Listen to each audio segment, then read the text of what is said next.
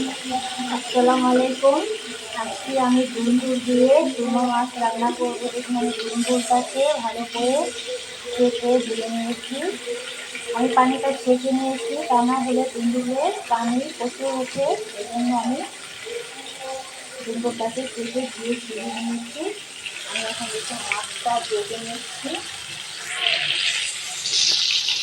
চুনো মাছের রেসিপি আমি আগেও দিয়েছি, তবে মাছটা ভাজতে হয় সেইটা আমি দিয়েছি। তারপরে বলে দিচ্ছি আমি লবণ আর হলুদের গুঁড়ো দিয়ে মাছটা ম্যারিনেট করে ভেজে নিয়েছি। মাছটাকে আমি উঠিয়ে পাল্টিয়ে ভেজে নিচ্ছি।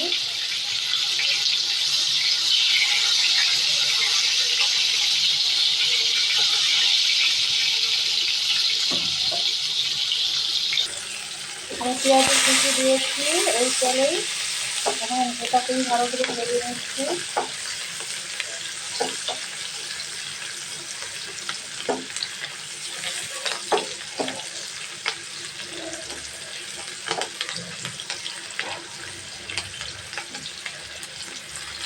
এখন আমি দুন্দুলটাকে দিয়ে দিব, দুন্দুলটাকে ভেজে নেব।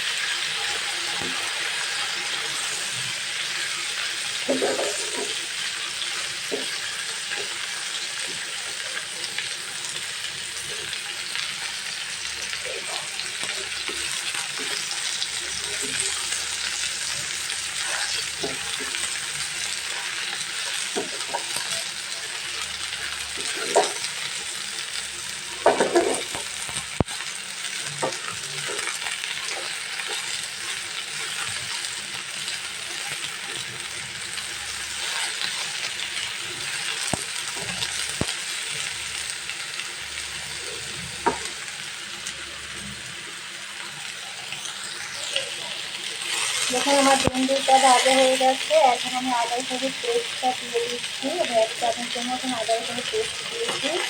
এখন এটাকে ভালো করে কষিয়ে নিচ্ছি। আমি এখন জিরা মশলাটা দিয়ে দিচ্ছি। প্রথমে হলুদের গুঁড়া নিয়েছি 2 চামচের মতন, মরিচের গুঁড়া 1 চামচের মতন নিয়েছি, জিরে গুঁড়া নিয়েছি 1 চামচ, আর ধনিয়া গুঁড়া নিয়েছি 1 চামচের মতন। এখন এগুলোকে আমি দিয়ে দিচ্ছি। এখন এটাকে আমি ভালো করে কষিয়ে নিচ্ছি।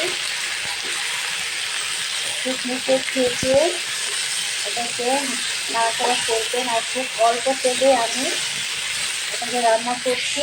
এখন আমি আন্দাজ মতন লবণ দিয়ে দিচ্ছি। আমি প্রায় 2 চামচের মতন লবণ দিয়েছি।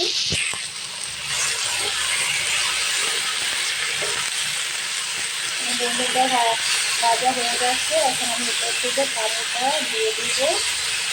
আমি জাস্ট 2 কাপের মতন পানি দিব, কারণ আমার দুন্দুলটা অনেক নরম হয়ে যাচ্ছে।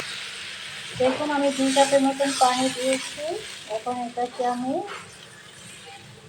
ভুনা করে রান্না করব। এখন আমি উপর থেকে মাছটা দিয়ে দিচ্ছি। আমি বেরিয়ে দিচ্ছি মাছটা। এখন চারদিকে আমি ছড়িয়ে দিব।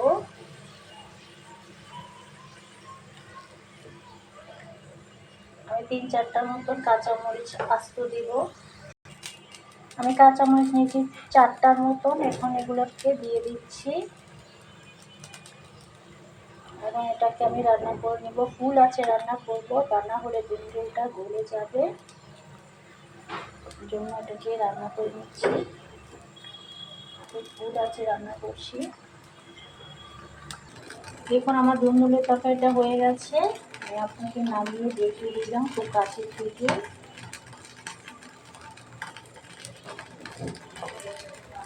ভিডিওটা যদি ভালো লেগে থাকে কমেন্ট করে জানিয়ে দিবেন,